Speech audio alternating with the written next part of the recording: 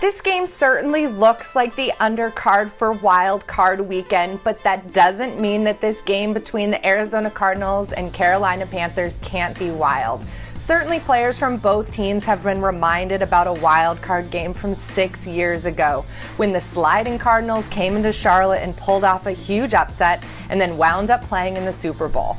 But right now, the Carolina Panthers, despite making the playoffs with just 7 wins, are the hotter of the two teams in this game. They've won 4 straight, including blowouts against the Saints and the Falcons, while the Cardinals have lost 4 of their final 6 games, while the offense has struggled since the team lost 2 quarterbacks, Carson Palmer and Drew Stanton. The Panthers are here in the playoffs by way of their win against the Falcons on Sunday, and the biggest reason that the Panthers won that game was because of their dominant defensive line and especially defensive tackle star Lutulele. The Cardinals have an inexperienced starting quarterback right now in Ryan Lindley, and he's been sacked 6 times in the Cardinals' last 2 games. If the Panthers' defensive front can dominate like they did a week ago, that is very bad news for Lindley and the Cardinals.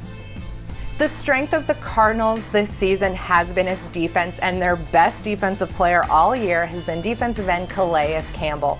He's the type of guy who can wreck a game, and the Panthers' offensive line has been vulnerable this year, allowing Cam Newton to be sacked 38 times in 14 starts. If the Cardinals are going to win this game, they're going to need game-changing plays from their defense, and that starts with Campbell.